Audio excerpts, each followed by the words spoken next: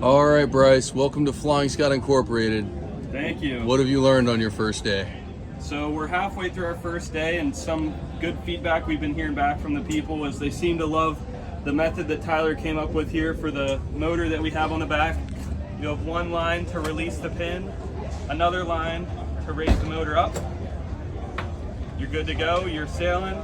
We have our controls in the cockpit right here. Really easy to do, and it swings out of the way once you're sailing.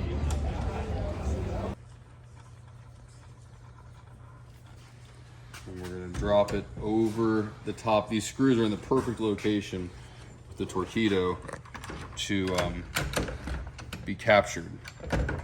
So we're going to capture those screws, and it really helps hold it on there. I've never had it. What's going to be cool about this is that we can actually run with the bracket that we're going to put on for the throttle ran forward. We have the throttle ran forward right here. So we're going to put this throttle up in the cockpit. The wire is going to come out the inspection port. So we are going to put a little mark on this inspection port while we're here. All right, so we're going to mark the top of the inspection port because we're going to drill a hole there for the throttle mount, for the throttle ran forward to come through. Inspection port, we put an X at the top. That's where we're going to drill our hole for the wire to go through.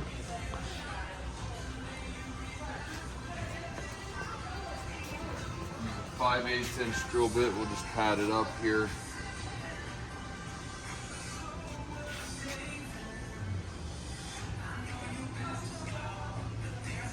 Put it into a vise.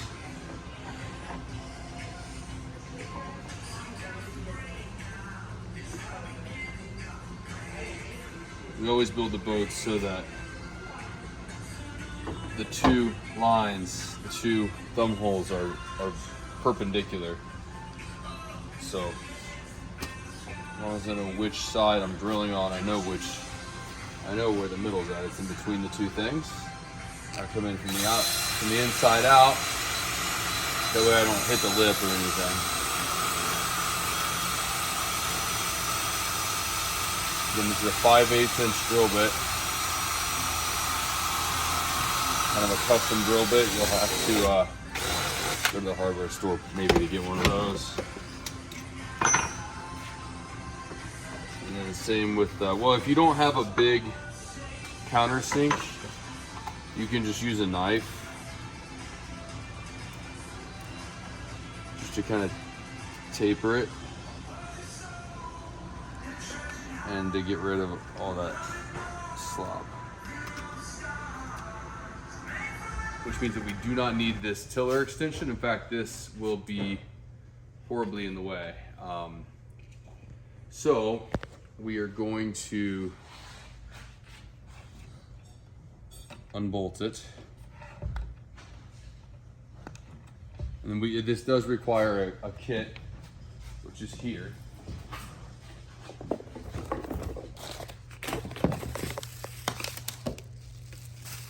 So this is the mount that's going to go on it to cover the hole that's going to be put in it there. I think that's a 3/4 inch socket. Oh, maybe not 3/4 inch. Darn it. Negative. This side is 3/4. We do see this with foreign companies sometimes. Torqeedo's a great motor though. They make a great product. And it's no longer a foreign company now. It is now Yamaha. Come find out. Okay, so we got the bolt off of there, the nut off of there.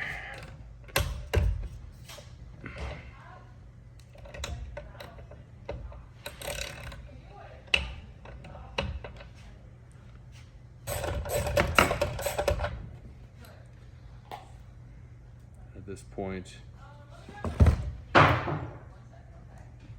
you can just grab this with a pair of pliers. Pull it out of there. Okay. Now, that's all. And then while you have your pliers out back here, I actually have a flashlight in my pocket. I don't know if you can get in there. I don't know if you need to. You're gonna just figure it out. But if you look back here, you can see where this is plugged in. and there's one bracket there. There's one little zip tie that we've just got to pull out. You just get a hold of it and pop it out. That's what it was right there. That I just popped out. Now I can just unscrew this plug here.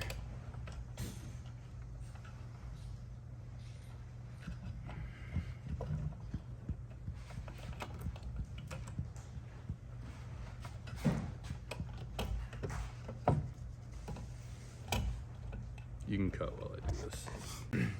So now we gotta get rid of this. We'll leave the plug undone. We're gonna put we'll plug the throttle ring forward into that. So these, actually if you come over here, Bryce,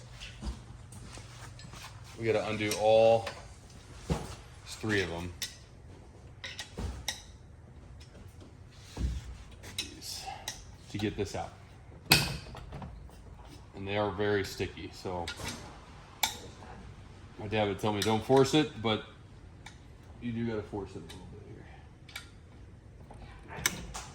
All right, so there's these 2, and then this one down here. I don't recall, but I'm happy to help you. She's only We just unlock it. We can, well, actually, we better just keep it centered because this thing's gonna be totally loose. We're just trying to pull it apart. Before you take this all the way apart, you want to look in here and see how this spring is set. It goes into a little notch there so that you can get it back the way you had it. Sometimes that can take some figuring out. As you can see, I'm pulling the motor apart right now. There goes that.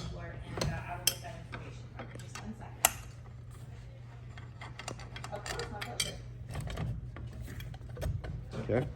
And then you just, all we're trying to do is just get this piece out of here, and then we can put everything back together.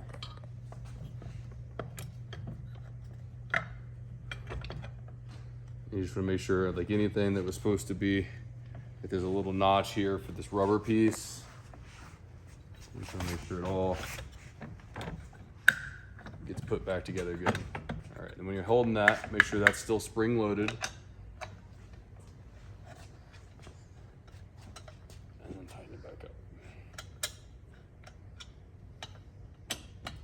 So that's back together, and then this is going to get bolted in here with these little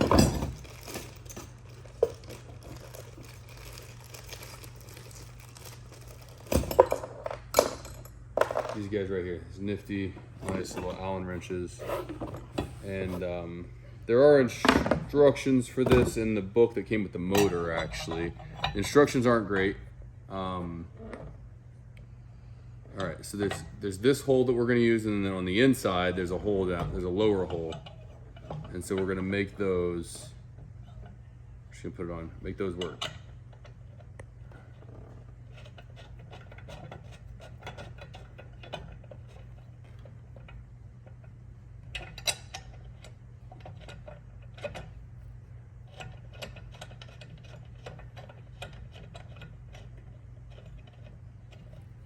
I don't think it's the same Allen wrench because that would just make too much sense.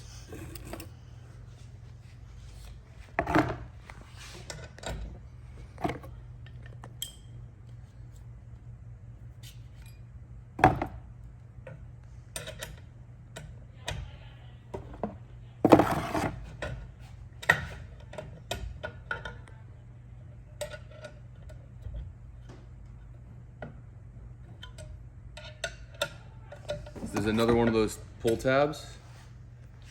And what I like to do, it'll allow for you to run the hook up here. I'll show you. Over here, outside the motor.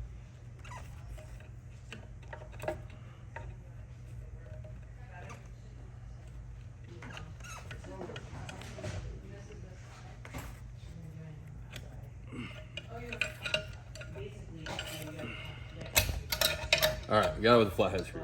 You just get behind this thing right here. Just get behind that and pry it out. And now we can carefully Cut that off of there.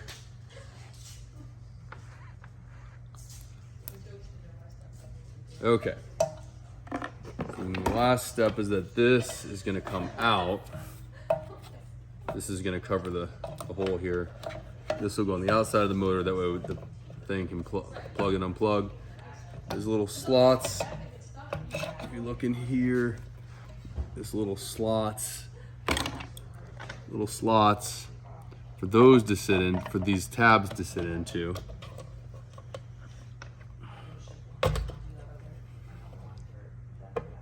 All right, and then there's gonna be 2 screws that go through these 2 holes.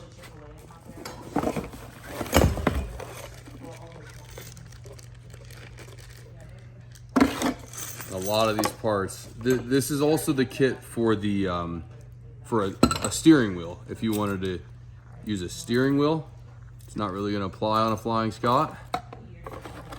So you're gonna have a lot of extra parts. Self-tappers, so just get them started.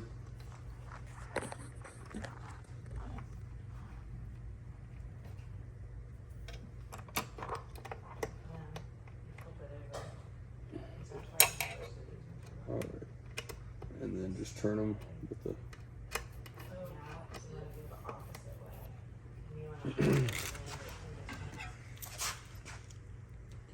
And it's actually built for the nut.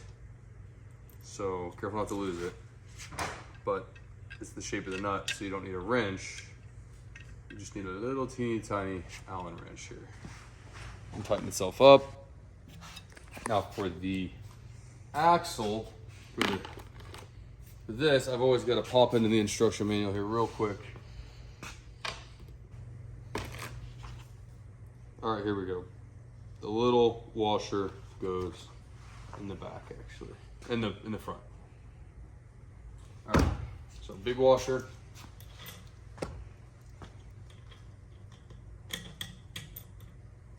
Shear pin. Propeller. 1465 or 2585. Little washer. Nut, I don't know what size wrench yet. Let me just grab a wrench here. 11/16 nut.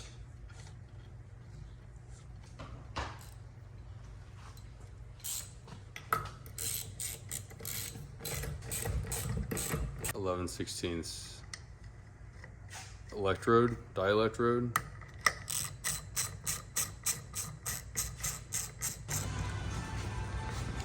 So I'll actually walk you back around. So this is the way that this is going to mount through these 2 holes on the back side of the thwart there.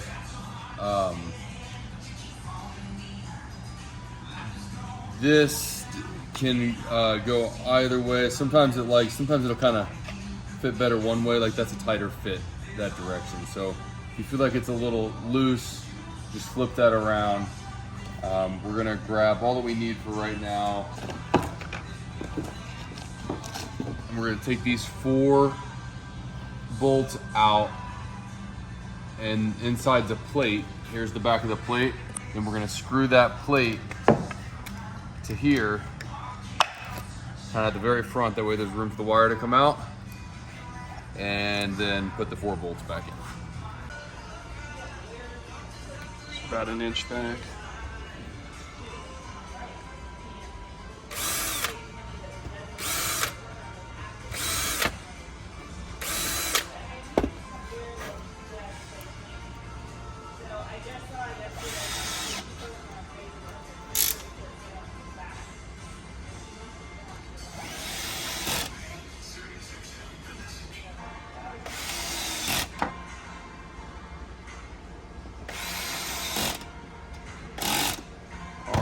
That's gonna stay on there. And hopefully we didn't lose any. And then there's a little slot for the cord. Be careful not to lose it. We are not a professional video company, so you're not even gonna be able to see me drill these holes. But I'm gonna get back here. You can insinuate what I'm doing. put it where I want it, and I can kind of eye that it's parallel to this side of this opening. So put it where I want it.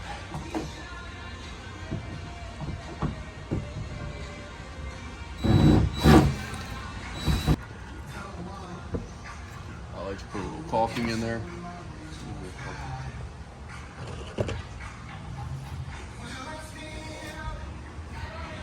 So I just put caulking over the holes.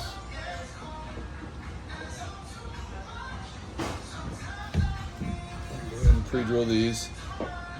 And this spins, it's really nice. It's like Star Trek. It like spins out of the way when you're sailing. So if we put it on backwards, you can just spin it around. So you don't have to worry about the direction. You just get your screws kind of poking. See how the screws are poking there? And then get the screws kind of poking into the hole.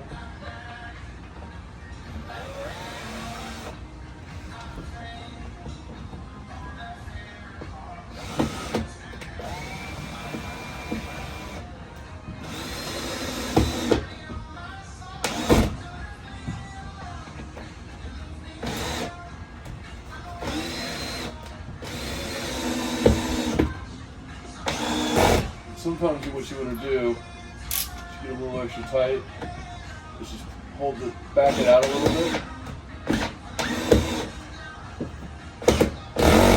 And then slam it down, and that just lets it, as you back it out, if you had pressed the mount away from the hull at all, away from the deck at all, then and these hold up really well. Lots of people say they look fragile, and I get it, but they've stood the test of time. We've been putting them on this way for like 6 years. We haven't had any claims, any issues. So that's done. Put this on like this, and then all we got to do, like I said, we're gonna spin it around. You spin it around. And all we got to do is run the wire. So that's pretty straightforward. I like to. The wire can be a little bit extra long, so I like to put any extra wire up in I'll hook it up here, either through my cupboard there, or up, you can go up over the cupboard, and then it'll go up out the backside. That way any extra you can just coil up and put in the cupboard. Some people like to run it over to the side. That's just up to you. There's gonna be a little bit of extra coil. You just gotta coil up and tape up somewhere. So that's all there is to it.